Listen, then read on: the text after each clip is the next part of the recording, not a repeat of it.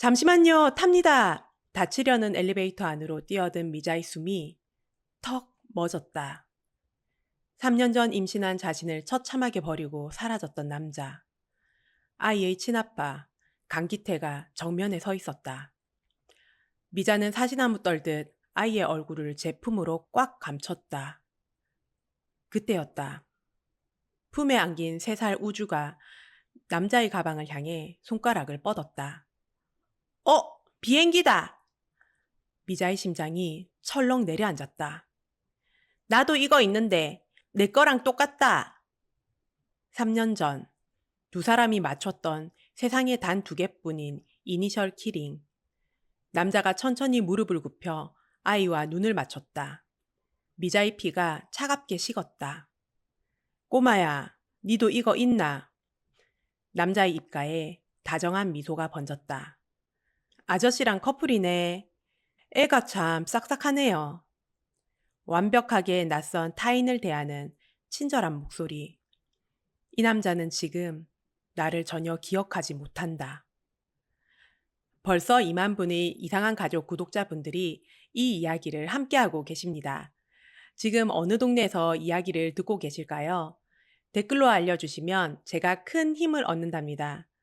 그리고 구독, 좋아요를 한 번씩 눌러주시면 매일매일 더 재밌는 이야기로 찾아오겠습니다. 자, 그럼 미자의 발걸음을 따라가 볼까요? 수영교차로 왕복 8차선 도로는 붉은 브레이크 등으로 가득 차 있었다. 퇴근 시간의 정체는 10분째 미동조차 없었다. 미자는 창밖과 택시 앞유리에 달린 디지털 시계를 번갈아 보았다. 오후 5시 50분. 미자는 손톱 끝으로 인조가죽 시트를 긁적였다. 품에 안긴 3살 우주의 숨소리가 거칠었다. 미자는 손등을 우주의 이마에 댔다. 불덩이처럼 뜨거웠다. 아이는 열에 들떠 눈을 감은 채 미자의 얇은 가디건 자락만 꽉 쥐고 있었다. 기사님, 여기서 내리겠습니다. 미자는 10,000원짜리 지폐 한 장을 콘솔 박스 위에 올려두었다. 잔돈은 됐습니다. 아이고 손님, 이래 차가 막히는데 우짤랍니까? 미자는 대답 없이 낡은 어린이집 가방을 어깨에 둘러맸다. 철컥. 택시 문을 열자 매연이 섞인 뜨거운 아스팔트 열기가 훅 끼쳐왔다. 미자는 우주를 고쳐 안았다. 아이의 체중이 그녀의 마른 어깨를 짓눌렀다. 앞코가 까진 검은색 로퍼가 보도블록 위를 내달렸다. 수영구의 도로는 평지였다. 미자는 사람들을 피하며 횡단보도를 향해 뛰었다. 우주야, 좀만 참자. 엄마가 억수로 빨리 뛸게. 우주는 대답 대신 미자의 목덜미에 뜨거운 숨을 뱉었다. 센텀 메디컬 빌딩의 커다란 유리 회전문이 보였다. 소아과 진료 마감까지 남은 시간은 단 10분. 미자는 회전문을 밀치듯 통과했다. 대리석 바로 위로 구두굽이 부딪히는 소리가 요란하게 울렸다. 저반치 앞서 로비 끝에 있는 엘리베이터 문이 닫히고 있었다. 잠시만요. 같이 탑시다. 미자는 목소리를 쥐어짜며 손을 뻗었다. 그녀의 손끝이 가까스로 엘리베이터 외부 센서를 스쳤다. 스르륵. 육중한 메탈 문이 작동을 멈추고 다시 양옆으로 갈라졌다. 미자는 거친 숨을 몰아쉬며 좁은 공간 안으로 뛰어들었다. 감사함! 고개를 숙인 채 인사를 건네던 미자의 턱이 굳었다. 지하 주차장에서부터 먼저 타고 올라왔던 남자. 그 남자가 정면에 서 있었다. 미자의 발걸음이 대리석 바닥에 박힌 듯 멈췄다. 짙은 네이비색 맞춤 정장, 목끝까지 빈틈없이 채워진 구김없는 흰 셔츠, 먼지 하나 없이 광이 나는 블랙 옥스퍼드 구두, 서늘하고 무표정한 얼굴, 강기태였다.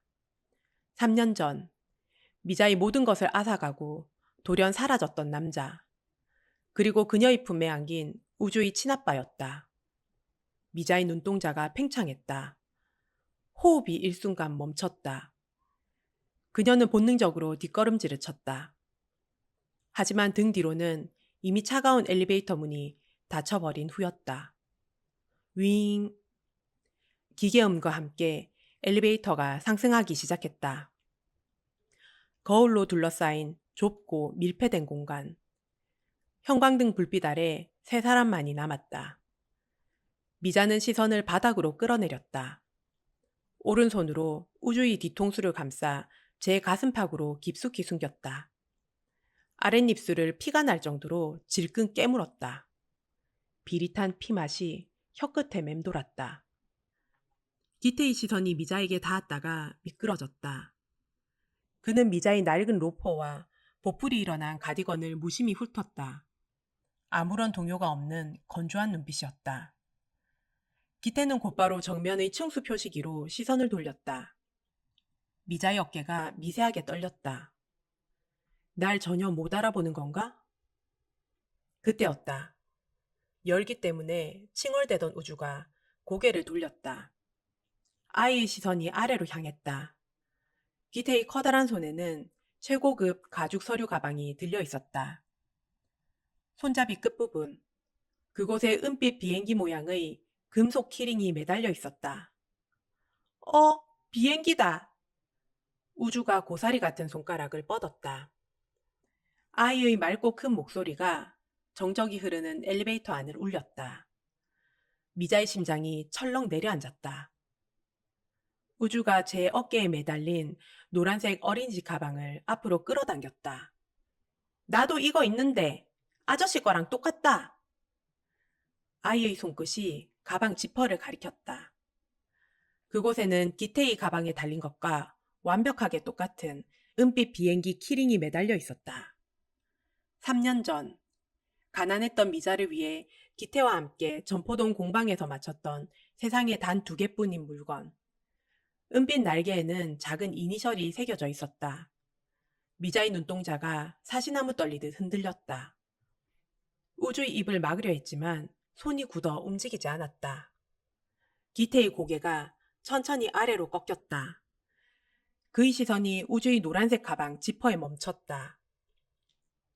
은색 비행기. 기태는 제 서류 가방 손잡이에 달린 키링과 아이의 키링을 번갈아 보았다. 기태의 넓은 등이 미세하게 숙여졌다. 그는 허리를 굽혀 아이와 눈높이를 맞췄다. 그렇네.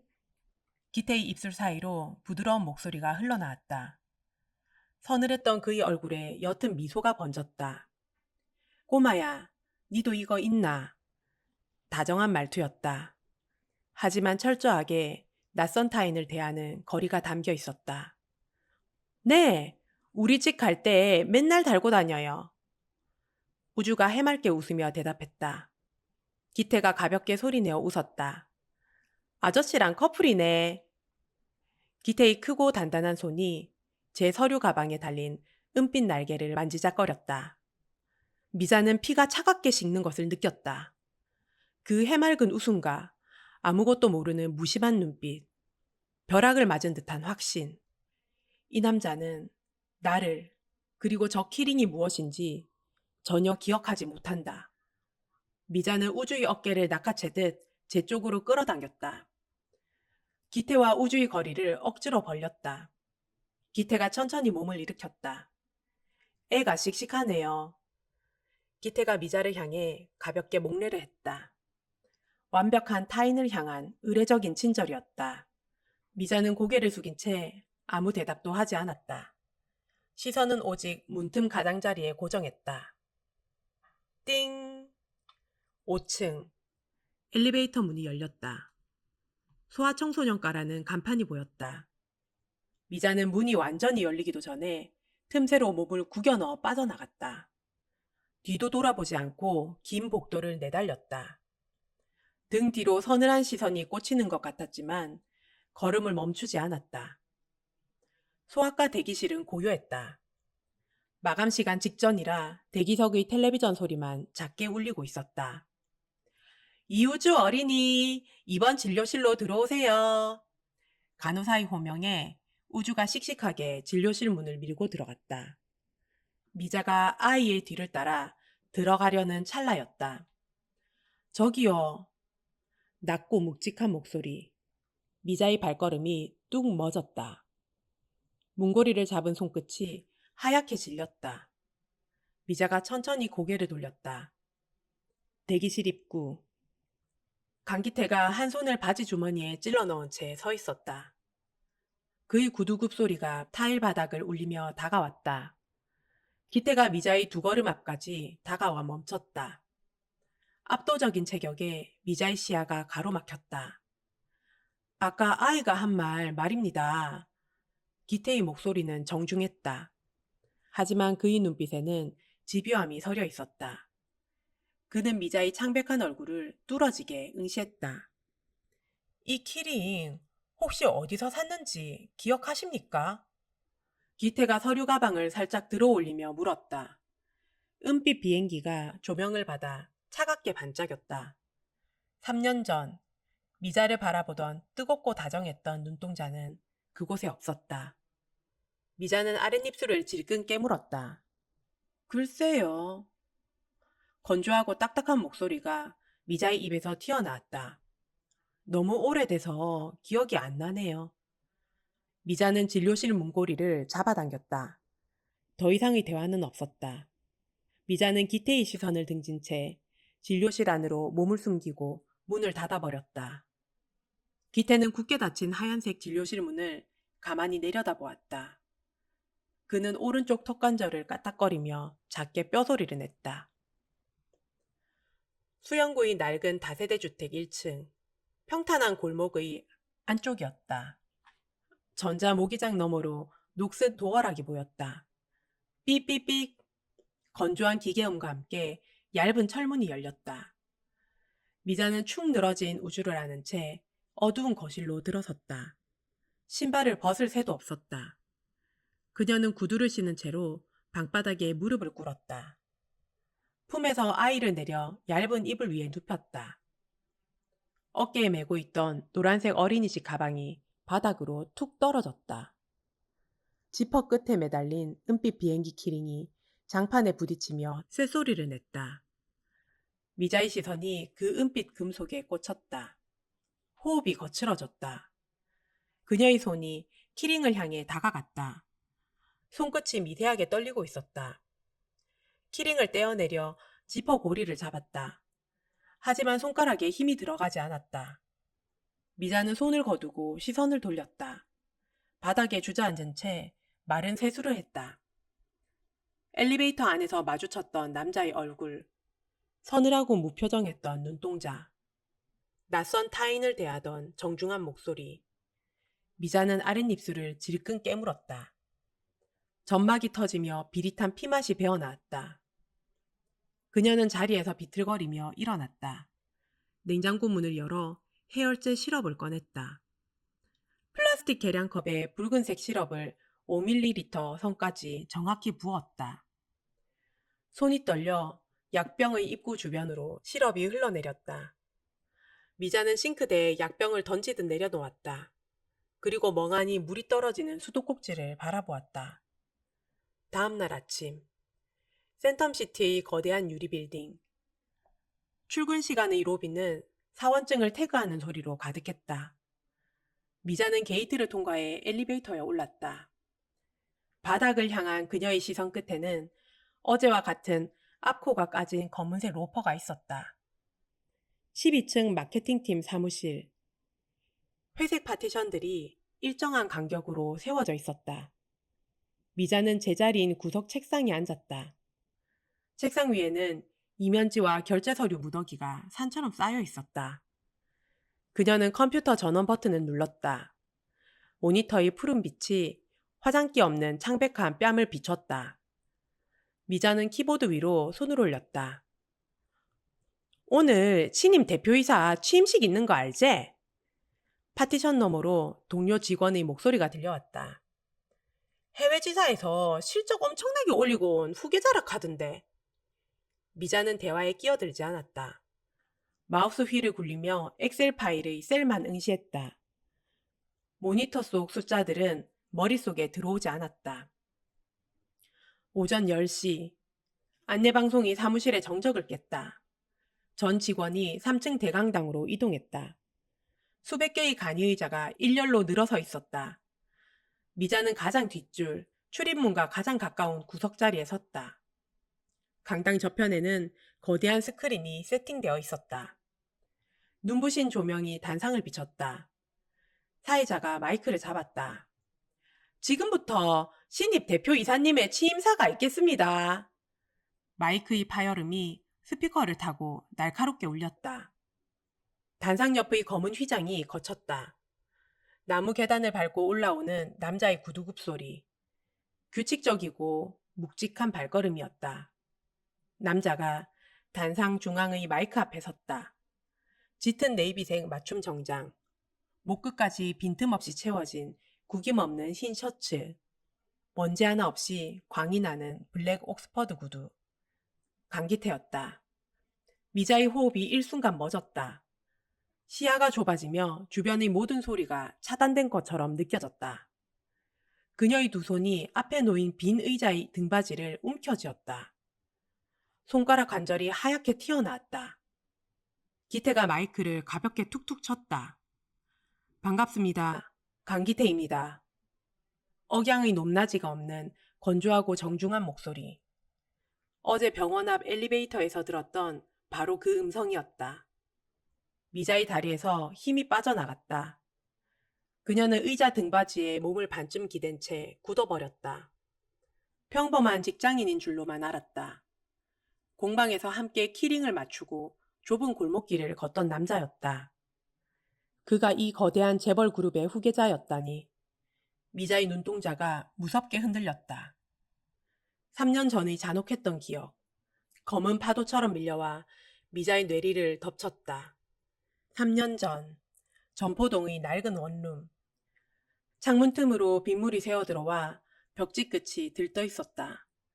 방 안에는 습한 곰팡이 냄새가 배어 있었다. 미자는 배가 살짝 부른 상태였다.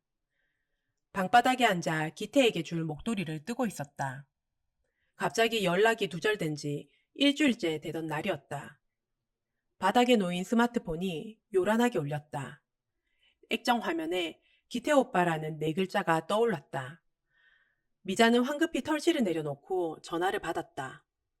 오빠, 왜 연락이... 미자야. 수화기 너머의 목소리는 차가운 금속 같았다. 우리 그만하자. 미자의 입술이 벌어졌다. 숨소리조차 나오지 않았다. 너랑 만난 거 그냥 잠깐의 장난이었다.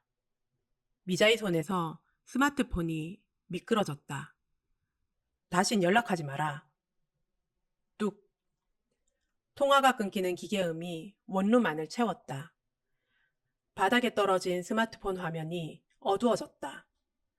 미자는 제 아랫배를 두 손으로 감싸 안았다. 몸이 사시나무처럼 떨렸다. 그녀는 그 누구의 도움도 없이 홀로 우주를 낳았다. 그 지옥 같던 시간들. 박수 소리가 대강당을 가득 채웠다. 미자의 귓가에 울리던 3년 전의 환청이 흩어졌다. 단상 위의 기태가 가볍게 목례를 하고 내려가고 있었다. 미자는 의자 등받이를 잡고 있던 손을 놓았다. 손바닥에 깊은 자국이 파여 있었다. 그녀는 행사가 채 끝나기도 전에 대강당 뒷문을 열고 빠져나갔다. 점심시간. 마케팅팀 사무실은 텅 비어 있었다. 12층 복도 끝에 위치한 탕비실. 머리 위로 쏟아지는 하얀 형광등 불빛이 스테인리스 싱크대를 차갑게 비추고 있었다.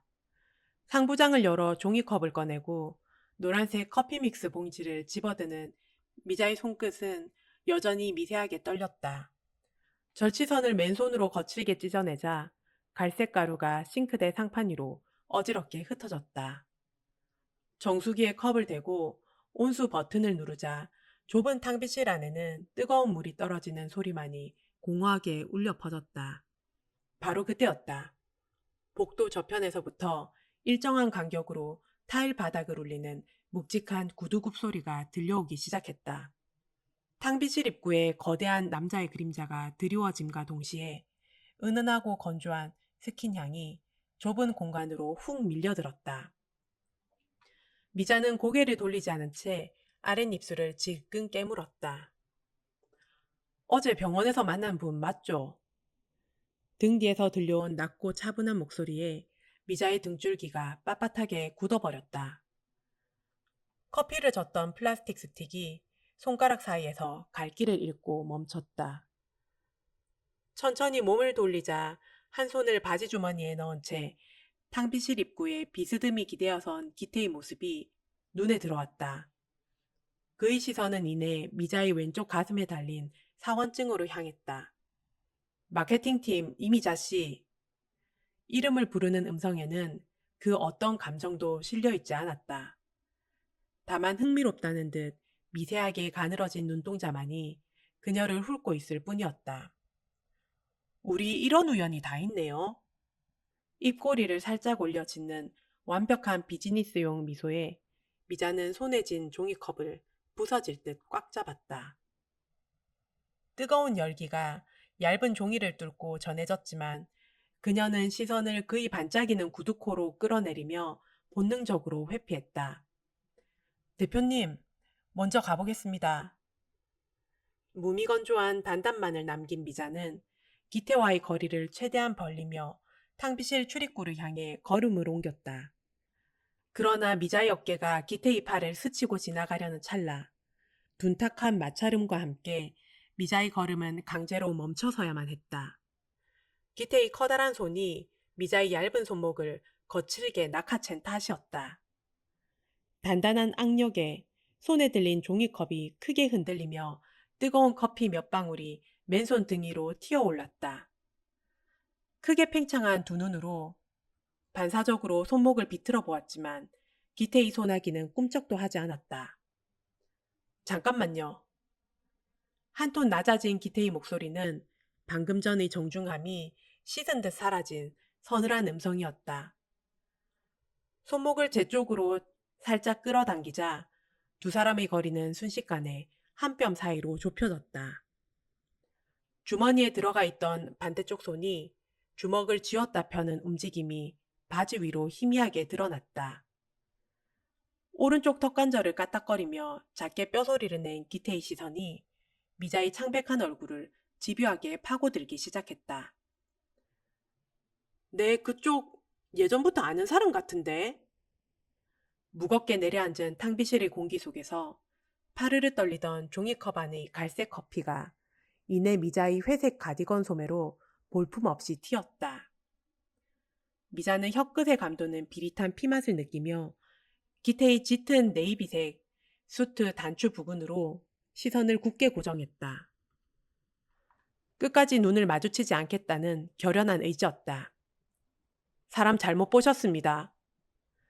억양 하나 없이 건조하게 뱉어낸 부산말과 함께 미자는 잡힌 손목을 거칠게 비틀어 빼냈다. 기태의 소나기 힘이 일순간 풀린 틈을 타 그녀는 그의 옆을 빠르게 스쳐 지나갔다. 복도를 향해 멀어지는 앞코까진 로퍼의 발걸음 소리가 점차 다급해졌다. 홀로 남겨진 기태는 허공에 뜬 제 오른손을 가만히 내려다보다가 천천히 손을 거두어 바지 주머니에 찔러 넣었다. 우두둑 오른쪽 턱관절을 까딱거리자 작게 뼈 부딪히는 소리만이 적막한 탕비실 안을 낮게 울렸다. 퇴근 후 낮게 깔린 재즈 음악이 흐르는 해운대의 한 최고급 라운지 바였다. 바 테이블에 앉아 위스키 잔을 굴리던 기태의 옆에는 사복 차림을 한 절친이자 주치의인 재민이 앉아 있었다. 크리스털 잔 안에서 둥근 얼음이 부딪히며 투명한 소리를 냈다. 위스키 한 모금을 삼킨 기태의 시선이 허공의 어느 지점을 향했다. 내 기억 다 날아갔던 3년 전 그 교통사고 때 말이다. 그는 잔을 내려놓으며 나직하게 말을 이었다. 내 핸드폰이나 지갑, 짐들은 진짜 하나도 안 남았었나? 들고 있던 잔을 테이블에 내려놓은 재민이 짧은 한숨을 내쉬었다. 네 어머니가 너 깨어나기도 전에 싹 다 치워버리셨지. 기태의 미간이 미세하게 좁아지는 것을 확인한 재민이 얼굴을 쳐다보며 덧붙였다. 네 서류 가방 하나는 남아 있었다. 사고 충격으로 조수석 바닥에 찌그러져 있었거든. 기태의 길고 단단한 손가락이 위스키 잔의 표면을 느리게 쓸어내렸다. 몸을 조금 더 기태 쪽으로 기울인 채 재민이 물었다. 네 아직도 그 키링 주인 찾나? 기태는 아무런 대답도 하지 않은 채 남은 위스키를 단숨에 털어넣을 뿐이었다. 다음 날 아침, 센텀시티 빌딩의 최상층에 위치한 대표이사실. 출근하자마자 인터폰의 버튼을 누른 기태는 비서실장이 수첩을 든 채 들어오자 넓은 책상 위로 최고급 가죽 서류 가방을 조심스레 올려놓았다. 손잡이 끝에 매달린 은빛 비행기 키링이 실내 조명을 받아 차갑게 반짝였다. 비서실, 총동원하세요. 단호하고 낮은 지시가 떨어졌다. 이거 어디서 만든 건지 알아냅니다. 공장지 아닙니다. 수제 작업 같습니다. 비서실장이 키링의 생김새를 수첩에 빠르게 스케치하는 동안 기태의 오른쪽 턱관절이 다시 한번 붉어졌다 가라앉았다. 부산바닥 다 뒤져서라도 무조건 찾아내야 합니다. 알겠습니다, 대표님. 바로 그날부터 기태의 행동이 시작되었다. 그는 시간과 장소를 가리지 않고 마케팅팀 주변에 모습을 드러내기 시작했다. 밤 8시, 마케팅팀 사무실의 불은 절반쯤 꺼져 있었다. 미자는 구석 파티션 안에서 묵묵히 키보드를 두드리고 있었다. 그녀가 복합기로 인쇄물을 가지러 간 사이 소리 없이 다가온 기태가 미자의 책상 위에 종이 봉투 하나를 올려두었다. 투명한 컵에 담긴 따뜻한 커피와 샌드위치였다. 서류를 들고 자리로 돌아온 미자의 시선이 책상 위의 봉투에 멈춰섰다. 봉투 겉면에는 노란색 포스트잇이 하나 붙어 있었다. 밥은 묻고 합시다. 반듯하게 각이 잡힌 너무나도 익숙한 필체였다. 미자는 망설임 없이 포스트잇을 떼어내 반으로 접은 뒤 발밑의 쓰레기통에 던져 넣었다. 샌드위치 봉투 역시 모니터 뒤쪽 보이지 않는 구석으로 밀어 넣었지만 종이컵에서 피어오르는 커피의 온기만큼은 오랫동안 그녀의 손끝에 머물렀다. 며칠 뒤 1층 로비에서 엘리베이터에 오른 미자의 앞으로 문이 닫히려는 찰나였다. 구두굽 소리와 함께 누군가 걸음을 밀어넣으며 들어왔다. 기태였다. 밀폐된 공간 안에 단 둘만이 남겨지자 미자는 즉시 시선을 바닥으로 끌어내리며 두 손을 앞으로 모아쥐고 낡은 로퍼의 앞코만 응시했다. 마케팅팀은 맨날 야근입니까? 정면을 응시한 채 기태가 입을 열었다. 내가 팀장한테 한마디 할까요? 미자는 고개조차 젓지 않았다. 괜찮습니다. 제 업무량은 제가 조절합니다. 짧고 차가운 대답에 기태가 고개를 돌려 미자의 정수리를 내려다보았다. 목소리가 억수로 참네. 내가 뭐 잘못했습니까? 미자의 두 손에 바짝 힘이 들어갔다. 대표님한테 사적인 감정 없습니다. 미자는 철저하게 선을 그어냈다. 기태의 주머니 속 손이 주먹을 쥐었다 펴기를 반복했다. 기태의 변함없는 다정함. 그것은 미자에게는 가장 치명적인 독이었다. 재벌 후계자라는 압도적인 위치와 언젠가 기억이 돌아오게 되면 우주와 자신이 감당해야 할 거대한 폭풍을 알기에 미자는 아랫입술을 습관적으로 질끈 깨물었다. 그러던 어느 날 사건은 아주 우연한 순간에 시작되었다.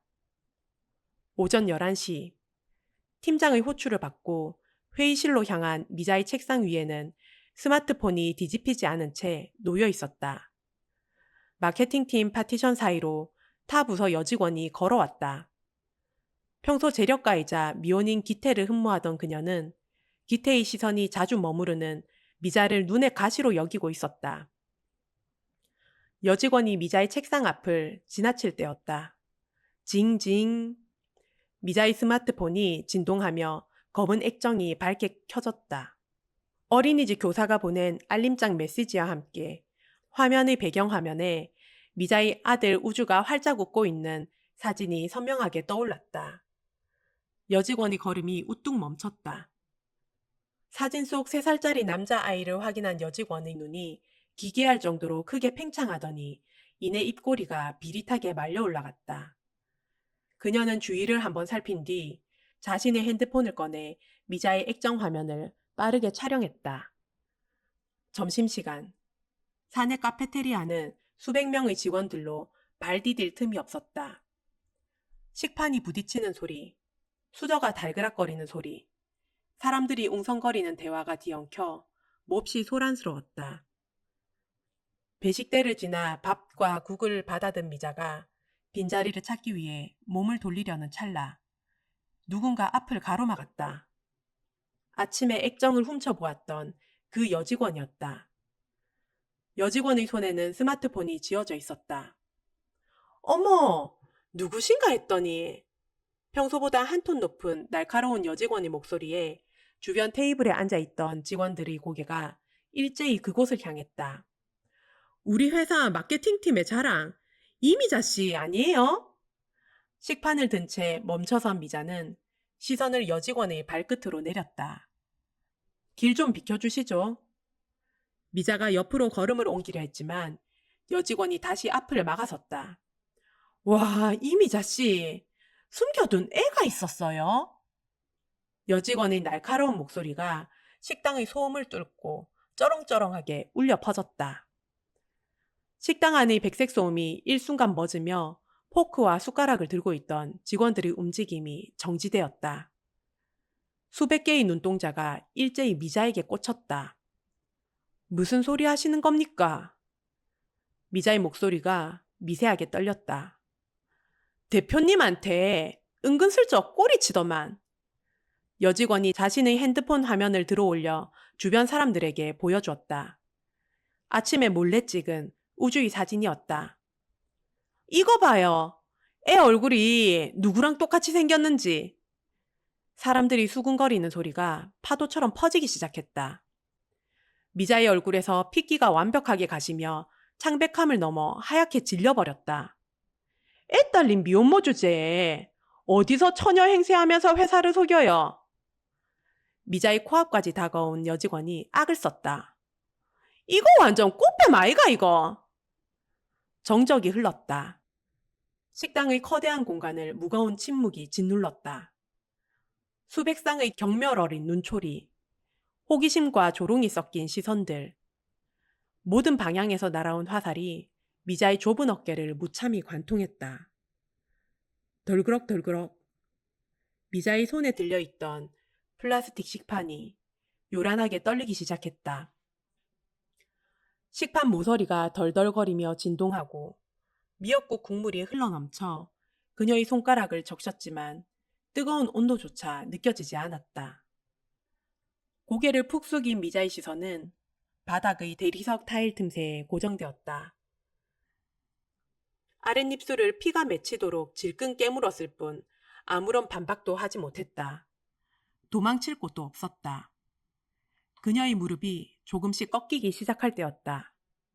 그 입! 함부로 놀리지 마시죠.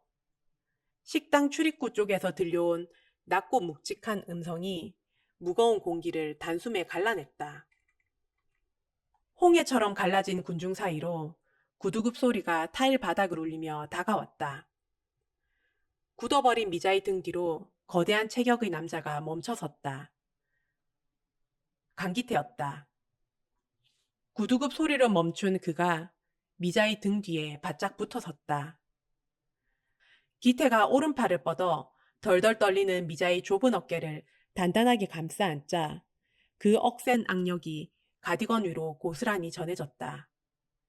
기태의 서늘한 시선은 여직원의 스마트폰 화면에 꽂혀 있었다. 우리 회사 직원 채용 조건에 기태의 목소리가 바닥으로 낮고 차갑게 깔렸다. 결혼 여부나 자녀 유무가 필수 결격 사유라도 됩니까? 벌어진 입을 다물지 못한 여직원의 손이 허공에서 볼품없이 굳어졌다. 기태가 여직원의 눈을 똑바로 응시했다. 개인 사생활로 모욕을 주는 행위.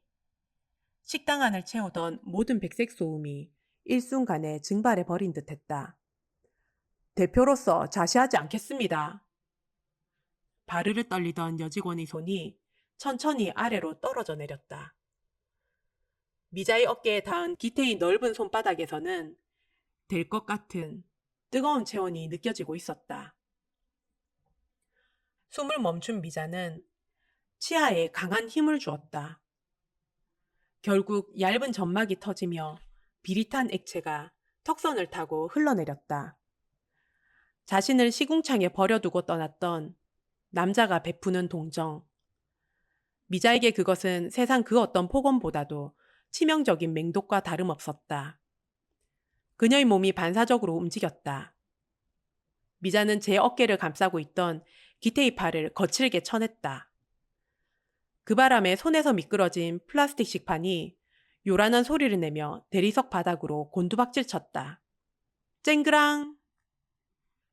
남은 반찬과 미역국이 사방으로 튀어오르며 기태의 강택나는 블랙 옥스퍼드 구두 위로도 지저분한 국물 자국이 얼룩졌다. 하지만 미자는 오직 바닥만을 응시할 뿐이었다. 그녀는 단 한 번도 뒤를 돌아보지 않은 채 식당 출입구를 향해 내달렸다. 앞코가 까진 검은 로퍼가 바닥에 다급하게 부딪히는 소리만이 적막한 식당 안을 맴돌았다. 기태는 허공에 덩그러니 남겨진 자신의 오른손을 가만히 내려다보았다. 오후 3시, 거대한 폭풍이 휩쓸고 간 마케팅팀 사무실의 공기는 얼어붙은 듯 무겁게 가라앉아 있었다. 구석 파티션 안쪽, 제자리에 앉은 미자의 모니터 화면은 까맣게 꺼져 있었고 그녀는 두 손을 무릎 위에 가지런히 모은 채 바닥의 타일 선만을 멍하니 응시할 뿐이었다. 그때 복도 쪽에서부터 대리석을 거칠게 찍어 누르는 날카로운 하이힐 소리가 요란하게 다가오더니 사무실의 유리문이 거칠게 열리며 부피가 큰 짙은색 모피코트를 두른 중년 여성이 걸어 들어왔다. 기태의 어머니인 남영희 여사였다. 그 뒤로는 3명의 건장한 수행비서가 일정한 간격을 유지하며 따르고 있었다. 턱을 살짝 치켜든 나 여사의 목에 걸린 알 굵은 진주 목걸이가 실내 조명을 받아 번쩍였다. 가늘게 뜬 눈으로 사무실 전체를 위아래로 훑어보던 그녀가 입을 열었다.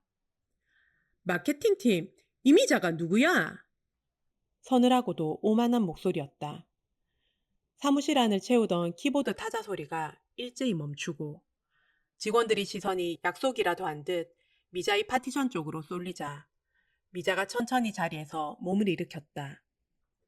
나 여사는 또각또각 날카로운 소리를 내며 파티션 사이를 가로질러 미자의 책상 앞에 멈춰 섰다. 턱을 한껏 더 높이 치켜든 그녀의 시선이 미자의 보풀인 가디건과 창백한 얼굴을 노골적으로 훑어내렸다.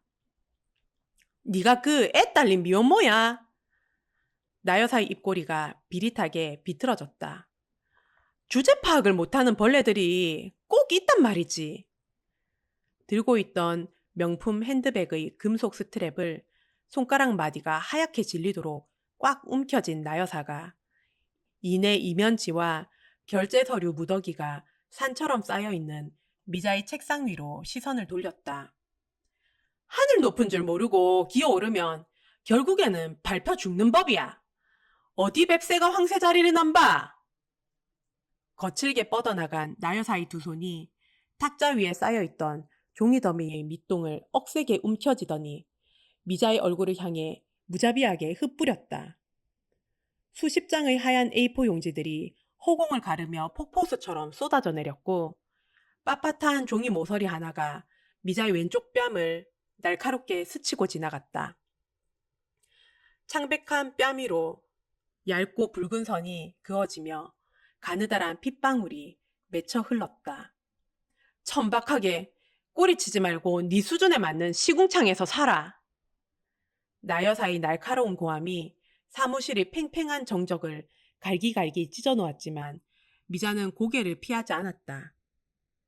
시선은 바닥에 흩어진 종이 뭉치에 고정한 채 두 주먹을 꽉 쥐고 아랫입술을 피가 맺히도록 질끈 깨물 뿐이었다. 바로 그때 굳게 닫혀있던 사무실 유리문이 벽에 부딪히며 튕겨나왔다. 문틀이 뽑힐 듯 흔들리는 소리와 함께 단정했던 넥타이가 삐뚤어지고 이마를 덮은 머리카락이 어지럽게 헝클어진 강기태가 짐승처럼 뛰어들어왔다. 입 밖으로 터져나오는 거친 숨소리와 대리석 바닥을 긁는 날카로운 마찰음을 내며 다가온 그는 나 여사와 미자 사이의 좁은 공간을 비집고 들어가 거대한 체격으로 어머니의 앞을 완벽하게 가로막고 섰다. 어머니! 기태의 단전에서부터 끓어오른 분노 섞인 목소리가 폭발하듯 터져나왔다. 지금 여기서 뭐 하는 겁니까? 넓고 구김 없는 기태의 흰 셔츠 등판이 시야를 완전히 차단하자 미자는 자신을 가려준 그 단단한 등을 그저 멍하니 바라보았다. 나 여사는 기가 찬다는 듯 짧게 콧방귀를 끼며 아들을 향해 턱을 더 치켜들었다. 기태야, 비껴라!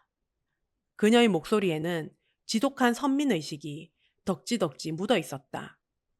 저런 청껏이 널 홀리고 다닌다길래 내가 직접 치워주러 온 거다. 근본도 없는 꽃뱀한테 놀아날 급이 아니잖니 넌? 그녀가 핸드백 스트랩을 쥔 손을 허공에 가볍게 휘두르며 덧붙였다. 기태의 얼굴 근육이 차갑게 굳어졌다. 오른쪽 턱관절이 무섭게 붉어지며 우두둑 뼈소리를 냈고 두 눈은 매섭게 가늘어졌다. 얼굴 한 번 본 적 없는 일개 평사원을 향해 쏟아내는 어머니의 과도한 분노와 비정상적인 적대감을 마주하며 기태의 손이 뼈마디가 하얗게 튀어나올 정도로 거칠게 말아쥐어졌다. 자신을 잃어버린 3년 전의 공백에 저 여자가 존재할 것이라는 확신이 들었다. 기태는 미자 쪽으로 고개를 돌리지 않은 채 뒤에 도열해 있는 수행 비서들을 향해 짧게 턱을 까딱였다. 어머니 모셔라. 감정이 완벽하게 거세된 한없이 건조한 짓이었다. 이거 놔라! 내가 누군 줄 알고! 수행 비서들이 양옆에서 나 여사의 팔을 단단히 붙잡아 강제로 사무실 밖으로 끌어내기 시작했고 하이힐이 바닥에 끌리는 소리와 복도를 울리던 날카로운 고함은 엘리베이터 문이 닫히는 소리와 함께 뚝 끊어졌다. 종이 한 장 바스락거리는 소리조차 들리지 않을 만큼 다시 무덤처럼 고요해진 사무실 안에서 기태가 천천히 몸을 돌렸다. 그의 시선이 향한 회색 파티션 안쪽 바닥은 온통 하얀 서류로 어지럽게 덮여 있었고 미자가 그 바닥에 쭈그려 앉아 있었다. 그녀의 창백한 두 손이 널브러진 종이 쪼가리들을 기계적으로 줍고 있었다. 바닥에 놓인 A4 용지 위로 투명한 물방울이 툭 떨어져 내리더니 이내 연달아 떨어진 물방울들이 동그란 자국을 번지게 하며 검은색 잉크 글씨를 흐릿하게 뭉개뜨렸다. 고개를 푹 숙인 채 무릎 사이에 얼굴을 묻은 미자의 좁은 어깨가 미세하게 들썩였다. 그것은 뼈저리게 아픈 소리 없는 오열이었다. 기태는 그 자리에 굳은 채로 섰다. 종이를 줍는 미자의 좁은 등을 내려다보는 그의 가슴 한가운데가 날카로운 금속으로 긁힌 듯 쓰라려왔다. 천천히 한쪽 무릎을 굽혀 흩어진 서류 위를 짓누르며 앉은 기태의 크고 뜨거운 손이 바닥에 놓인 종이를 향해 뻗어있던 미자의 하얀 손 위를 빈틈없이 덮어왔다. 미자의 손이 흠칫 굳어지며 손가락이 허공에서 멈췄지만 기태는 온기를 거두지 않았다. 그만 주워도 됩니다. 끝이 미세하게 갈라지는 낮고 먹먹한 목소리였다. 미자는 뺨에 맺힌 핏방울을 닦아내지 않은 채 기태의 뜨거운 손바닥 아래에 깔린 자신의 손을 천천히 빼내더니 아무 말 없이 자리에서 몸을 일으켰다. 바닥에 흩어진 서류들은 그대로 둔 채 몸을 돌려 사무실 출입구를 향해 무거운 걸음을 옮기는 그녀의 로퍼가 바닥에 부딪히며 느린 발걸음 소리를 냈다. 서류 무더기 위에 한쪽 무릎을 꿇은 채 굳어있던 기태의 시선은 파티션을 지나 멀어지는 미자의 뒷모습에 오랫동안 고정되어 있었다. 유리문이 닫히고 그녀의 모습이 완전히 시야에서 사라진 뒤에야 기태는 허공에 남겨진 자신의 커다란 손을 가만히 쥐었다 펴며 오른쪽 턱관절을 거칠게 붉어뜨렸다. 그날 밤 조명이 모두 꺼진 해운대 마린시티의 최고급 펜트하우스 거실에는 거대한 통유리창 너머로 빛나는 광안대교의 인공 불빛만이 옅게 스며들고 있었다. 창밖을 등지고 가죽 소파에 깊숙이 기대어 앉은 기태의 앞 유리 테이블 위에는 얼음이 다 녹아내린 위스키 잔이 놓여 있었다. 단정했던 넥타이는 풀어 헤쳐져 바닥에 나뒹굴었고 흰 셔츠의 윗단추 2개가 풀려 굵은 목선이 어둠 속에 드러났다. 오른손을 바지 주머니에 넣고 차가운 금속의 감촉을 만지작거리던 기태가 은빛 비행기 키링을 꺼내들었다. 낮에 식당에서 들었던 여직원의 날카로운 조롱이 환청처럼 귓가를 맴돌고 사무실 바닥에 흩어져 있던 하얀 서류들과 종이 모서리에 베어 붉은 피가 맺혀있던 미자의 창백한 뺨이 차례로 떠오르자 기태의 미간에 깊은 주름이 패였다. 징징. 유리 테이블 위에 놓인 스마트폰이 짧게 진동하며 어두운 거실에 푸른 빛을 던졌다. 비서실장이 보낸 메시지였다. 대표님, 지시하신 키링 제작처 찾았습니다. 부산 진구 전포동 카페거리 외곽에 있는 수제 공방입니다. 상세 주소 첨부합니다. 액정의 불빛을 받은 기태의 눈동자가 서늘하게 번쩍였다. 소파에서 몸을 일으킨 그는 주머니에서 꺼낸 비행기 키링을 눈앞으로 들어올려 은빛 날개 위에 새겨진 작은 이니셜을 확인했다. 그리고 엄지손가락으로 음각으로 파인 글자 위를 느리게 쓸어내렸다. 다음 날 아침, 동이 트자마자 차키를 집어든 기태의 검은색 세단이 센텀시티를 빠져나와 도시고속도로를 달렸다. 목적지는 서면을 지나 위치한 전포동이었다. 과거 공구상가와 부품 공장들이 밀집해 있던 낡은 구역에는 차 한 대가 겨우 지나갈 수 있는 비좁은 이면도로가 거미줄처럼 얽혀 있었다. 골목 입구의 공터에 차를 세운 기태가 시동을 끄고 밖으로 나섰다. 아침의 서늘한 공기가 셔츠 안으로 스며드는 것을 느끼며 스마트폰 화면의 지도를 확인하고 낡은 벽돌 건물 사이를 걷기 시작했다. 아침 일찍 문을 연 카페들이 커피 냄새와 오래된 쇳기름 냄새가 공기 중에 뒤섞여 났다. 골목 깊숙한 곳에서 페인트가 칠해지지 않은 녹슨 철문 하나가 모습을 드러냈고 문 위에 걸린 부식된 황동 간판에는 시간의 결이라는 투박한 글씨가 깊게 파여 있었다. 스마트폰 지도상의 붉은 점과 정확히 일치하는 곳이었다. 철문의 손잡이를 잡고 천천히 안으로 밀자 문 위에 매달린 낡은 황동 종이 둔탁한 마찰음을 내며 손님을 맞았다. 창문이 없어 햇볕이 제대로 들지 않는 공방 안은 서늘하고 어두웠다. 벽면에는 크고 작은 망치와 벤치, 금속을 세공하는 도구들이 빼곡하게 걸려 있었고 가죽 타는 냄새와 금속 가루의 냄새가 무겁게 가라앉아 있었다. 안쪽의 낡은 나무 작업대 위로 켜진 노란색 백열등만이 짙은 어둠을 조용히 밀어내고 있었다. 어서이소. 작업대 뒤에서 굵고 탁한 목소리가 들려오며 두꺼운 가죽 앞치마를 두르고 코끝에 알이 두꺼운 돋보기 안경을 걸친 백발이 성성한 노인이 고개를 들었다. 노인이 손에 들고 있던 금속줄을 내려놓고 자리에서 일어나자 기태가 백열등 불빛 아래로 한 걸음 다가서며 압도적인 체격으로 좁은 공방 안의 공간을 꽉 채웠다. 돋보기 안경 너머로 기태의 얼굴을 확인한 노인의 두 눈이 기괴할 정도로 크게 팽창했다.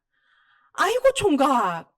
주름진 얼굴에 화색이 돌며 크게 반색한 노인이 작업대 앞으로 걸어 나왔다. 진짜 3년 만이네. 훤칠한 인물은 여전하구만. 기태의 발걸음이 돌처럼 굳어버렸다. 구두코가 시멘트 바닥에 얼어붙은 듯 꼼짝하지 않는 가운데 무겁게 가라앉은 목소리가 흘러나왔다. 저를 아십니까? 알다마다 키 크고 잘생긴 총각 내가 어째 있겠노? 노인이 사람 좋은 웃음을 지으며 기태의 어깨를 가볍게 쳤다. 그래, 그날 주문했던 프로포즈 반지는 여자친구한테 잘 줬어. 기태의 호흡이 일순간 멎었다. 허파로 들어오던 산소가 완전히 차단된 것 같은 감각이 덮쳐왔다. 허공을 방황하던 시선이 노인의 주름진 입술에 꽂혔다. 프로포즈 반지요? 갈라진 목소리가 핏기 가진 입술 사이로 간신히 새어나왔다. 그래! 노인은 대답과 함께 뒤쪽의 낡은 철제 캐비넷을 열었다. 손때가 까맣게 묻은 두꺼운 장부 하나를 꺼내 테이블 위에 툭 던졌다. 종이를 펄럭이며 넘기는 소리가 공방 안을 채우고 노인의 굵고 거친 손가락이 누렇게 바랜 종이의 한 줄을 짚었다. 여기 있네. 당신이 3년 전에 차만 아가씨랑 같이 와서 비행기 키링 맞춰 갔잖아. 장부 위로 곤두박질 기태의 눈동자에 자신의 필체로 꾹꾹 눌러 적은 이니셜과 주문 내역이 선명하게 들어왔다. 여자친구가 한 번도 비행기를 못 타봤다 하면서 이 키링 달고 꽃같이 첫 비행기 타자고 둘이서 억수로 좋아했지. 노인의 말이 기태의 고막을 거세게 때렸다. 갈비뼈를 부술 듯 불규칙하게 요동치는 심장 박동과 함께 관자놀이 부근의 굵은 혈관이 툭툭 튀어올랐다. 그리고 며칠 뒤에 노인이 장부의 다음 장을 넘기며 말을 이었다. 당신 혼자 몰래 와서 청혼할 거라고 수제 다이아 반지도 맞춰놨지. 찾으러 왔던 날 억수같이 비가 왔었는데. 혀를 끌끌 차며 창밖으로 시선을 돌린 노인이 중얼거렸다.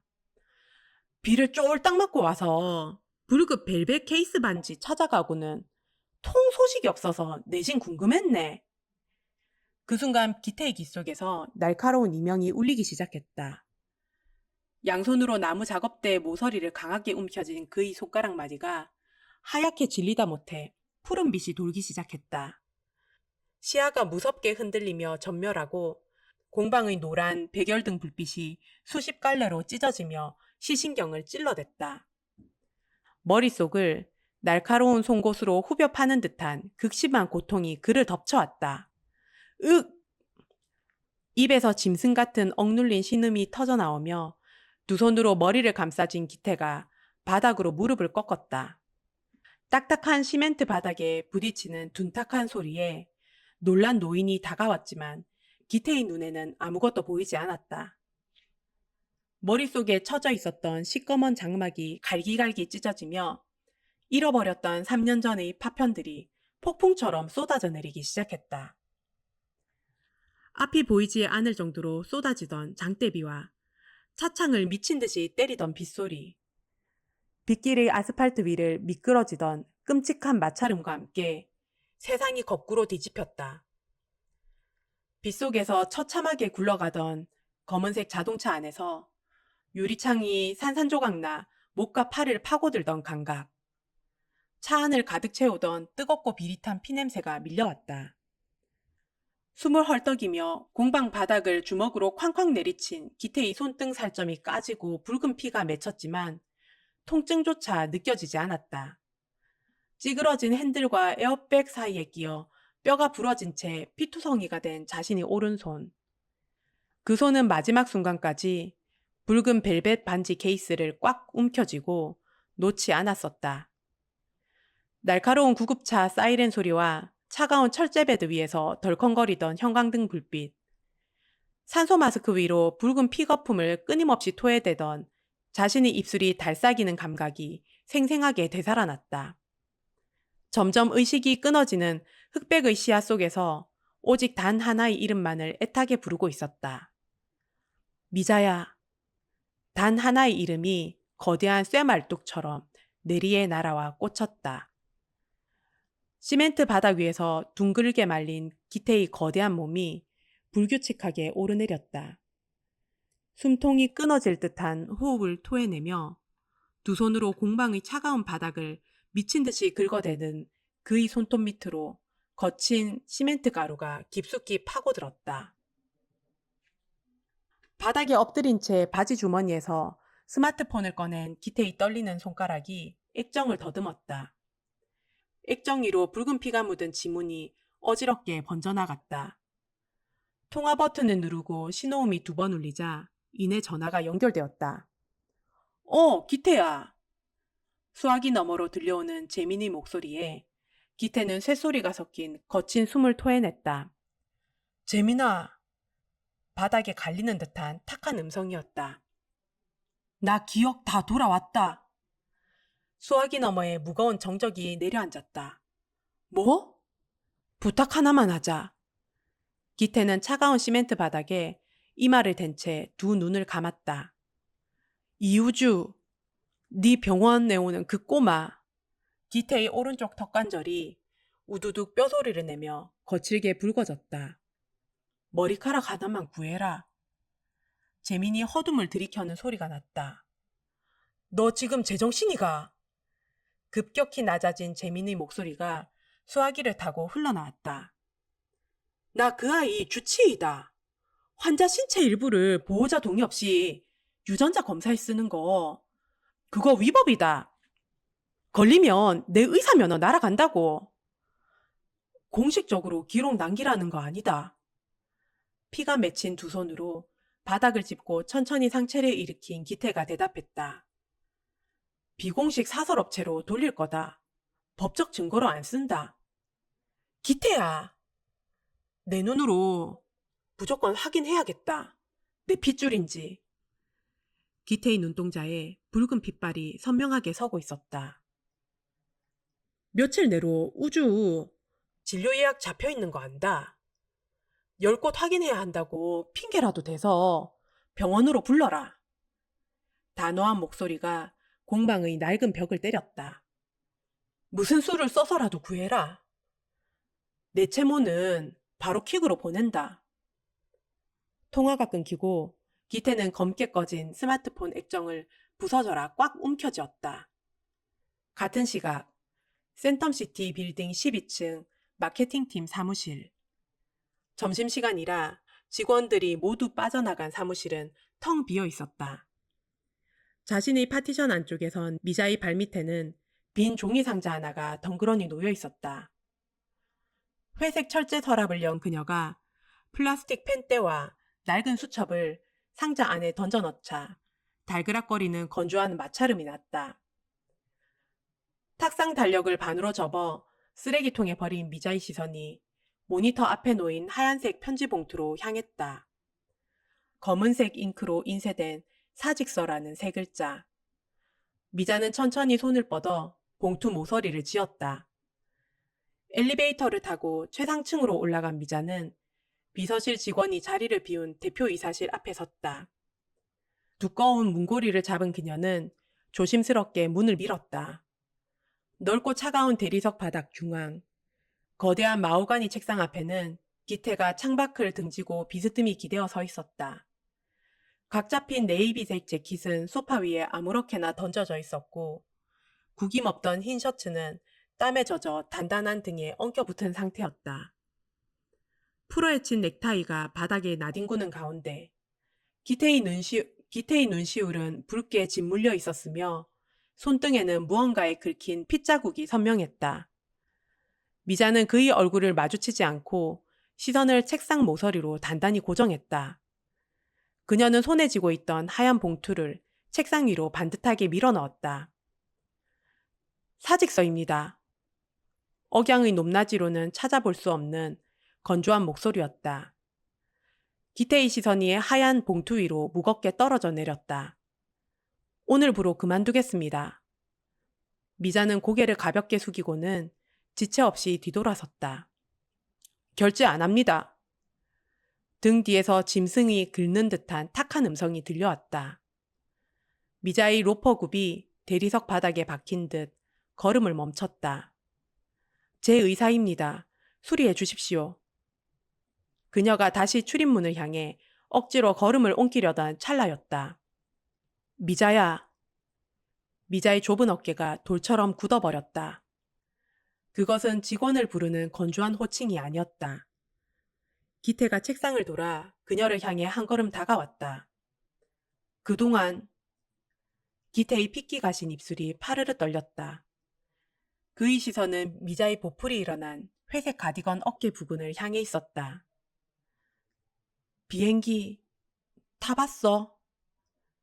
미자의 두 눈이 기괴할 정도로 크게 팽창했다. 수학여행 때조차 제주도 한번 가보지 못했던 그녀의 손에 은빛 비행기 키링을 쥐어주었던 남자. 첫 비행기는 무조건 자신과 함께 타자고 약속했던 전포동 낡은 골목에서의 기억. 오직 두 사람만이 아는 비밀스러운 암호였다. 미자가 천천히 고개를 돌려 기태와 시선을 얽혔다.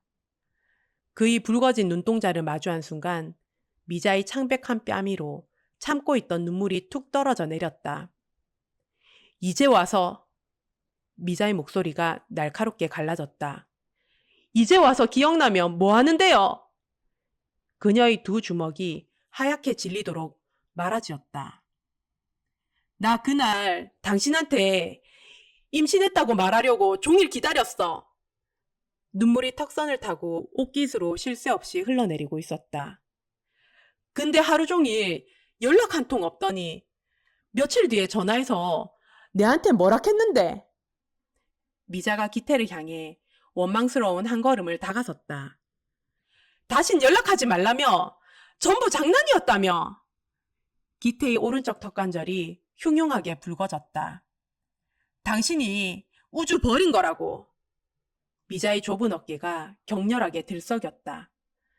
기태는 뻗으려던 두 팔을 허공에서 거두어들이며 주먹을 꽉 쥐었다. 사직서 처리해 주십시오. 미자는 손등으로 눈물을 거칠게 닦아내고는 서둘러 집무실 밖으로 빠져나갔다. 육중한 문이 닫히는 둔탁한 소리만이 방 안을 공허하게 울렸다. 홀로 남겨진 기태는 책상 위의 인터폰 버튼을 거칠게 눌렀다. 비서실장 들어오세요. 문이 열리고 비서실장이 들어오자 기태가 입을 열었다. 3년 전 내 교통사고 당일부터 한 달간 진료기록, 전체 복사본, 그리고 목소리에는 서늘한 한기가 뚝뚝 묻어나고 있었다. 그리고 그 기간 내 내 개인 핸드폰 발신 내역 전부 뽑아오세요. 2시간 뒤 기태의 책상 위로 두꺼운 서류철 하나가 놓였다. 서류를 빠르게 넘기던 기태의 시선이 발신 내역 페이지에 멈춰섰다. 미자에게 이별을 통보하는 전화가 걸려간 날짜와 시간. 그는 곧바로 병원 진료 차트를 나란히 펼쳐들었다. 같은 날짜, 같은 시각의 차트에는 중환자실, 인공호흡기 부착이라는 단어가 붉은 글씨로 선명하게 기록되어 있었다. 목에 기도 삽관을 하고 있던 상태였으니 통화는 물리적으로 불가능했다. 자신의 목소리를 교묘하게 모방한 누군가의 대역. 기태의 커다란 손이 서류의 모서리를 무참하게 구겨쥐었다. 오후 5시 센텀시티의 최고급 주상복합 아파트 단지에 위치한 남영희 여사의 자택 현관문이 거칠게 열렸다. 넓은 거실을 가로질러 온 기태는 가죽 소파에 앉아 찻잔을 들고 있던 나 여사 앞의 대리석 테이블 위로 손에 들고 있던 구겨진 서류 뭉치를 내던졌다. 마찰음과 함께 미끄러진 종이들이 찻잔을 거칠게 쳤다. 기태야, 웬일이니? 3년 전 테이블 앞을 막아선 기태의 무거운 음성이 떨어졌다. 어머니가 사람 시켜서 미자한테 전화하셨습니까? 나 여사의 손가락이 멈칫했지만 이내 그녀는 턱을 치켜들며 눈을 가늘게 떴다. 무슨 소리를 하는 건지. 제 대역 써서 목소리까지 조작해 헤어지라고 하셨냐고 물었습니다. 거실 바닥을 긁는 듯한 기태의 낮은 목소리에도 나 여사는 단 한 치의 흔들림 없이 알이 굵은 진주 목걸이를 매만졌다. 그래, 내가 했다. 다 널 위해서 그런 거야. 절 위해서요. 기태의 턱관절에서 다시금 흉흉한 뼈소리가 났다. 근본도 없는 고아기 집애가 널 훌리고 다니잖아. 후계자 자리를 코앞에 두고 그런 천박한 것과 얽히는 걸 내가 어떻게 그냥 봐? 나 여사의 눈빛이 번뜩이자 기태의 두 주먹이 덜덜 떨리기 시작했다. 그 사람, 기태가 이빨을 씹듯 말을 이었다. 제 아이 가지고 있었습니다.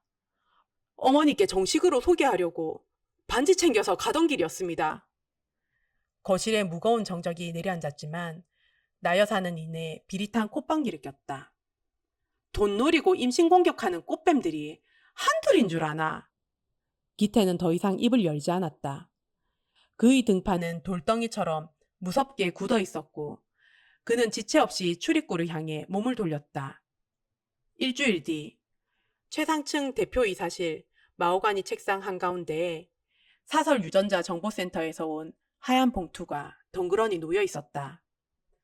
밀봉된 부분을 거칠게 뜯어낸 기태가 안에서 빳빳한 결과지를 빼내어 맨 아래 칸으로 시선을 내렸다. 단 한 줄의 문장. 친자 확률 99.999% 일치. 기태의 커다란 손이 파르르 떨리기 시작했다. 틀림없는 자신의 핏줄이었고 어머니 남영희 여사가 난도질에 버린 3년의 세월이었다. 어머니, 기태의 굳은 입술 사이로 서늘한 숨결이 새어나왔다. 어머니가 감히 손에 쥐고 있던 결과지를 탁자 위에 엎어버린 기태는 수화기를 거칠게 집어들었다. 비서실장, 당장 들어오세요.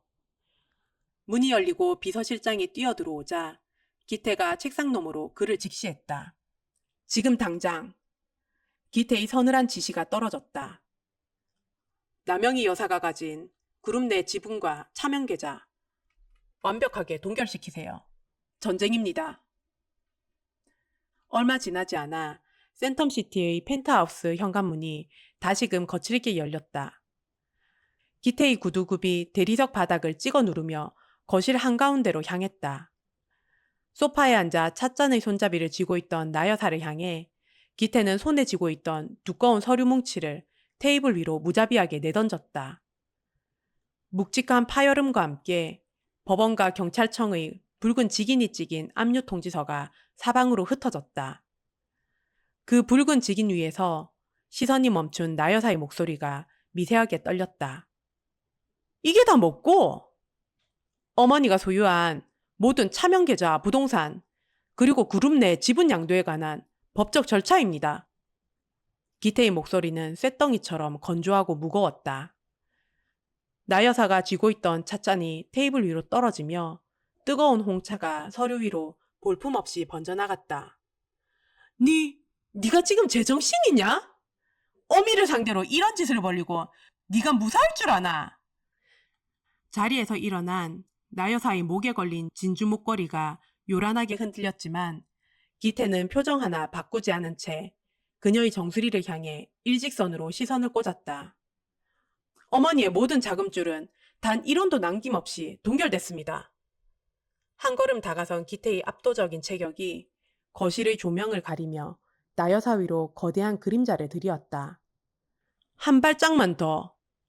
기태의 오른쪽 턱관절이 우두둑 소리를 내며 붉어졌고 두 눈에는 형용한 살기가 타올랐다. 한 발짝만 더 미자 곁에 다가가면 그땐 정말 어머니를 제 손으로 감옥에 쳐넣겠습니다. 나 여사의 입술이 파르르 떨렸다. 이건 제 마지막 자비입니다. 돌아서는 기태의 등 뒤로 나 여사의 날카로운 비명이 펜트하우스 거실을 찢어놓았다. 다리에서 힘이 빠져나간 그녀의 무릎이 대리석 바닥으로 꺾였고 바닥에 주저앉은 채 흩어진 서류들을 움켜쥐는 소리만이 텅 빈 거실을 맴돌았다. 수영구의 비좁은 골목길어기에 검은색 세단 한 대가 멈춰 섰다. 운전석에서 내린 기태는 자켓을 벗어 차 뒷좌석에 던져놓고 단정하게 메어져 있던 넥타이를 거칠게 끌어내려 주머니에 쑤셔 넣었다. 흰 셔츠의 소매를 팔뚝까지 걷어붙인 그의 이마와 목덜미에는 땀방울이 맺혀 있었다. 오른손에는 작은 상자를 꽉 쥐고 있었다.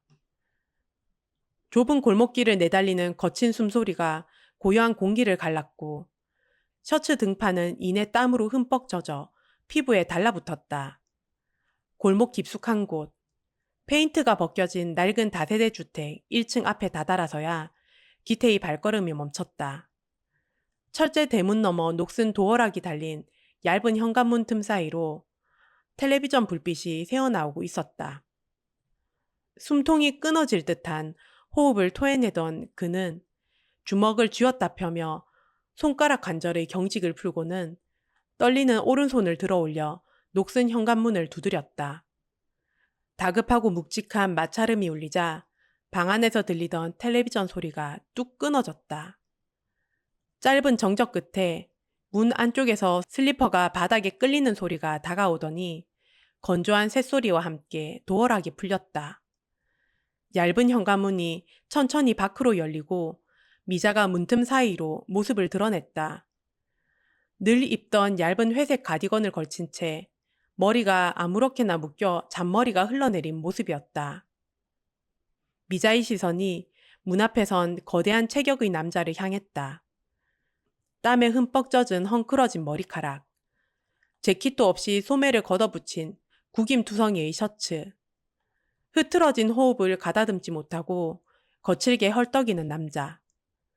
그것은 최고급 수트로 빈틈없이 무장해온 차가운 대표이사의 모습이 아니라 3년 전 가난했던 골목길에서 미자가 온 마음을 다해 바라보았던 듬직한 청년 기태의 모습이었다.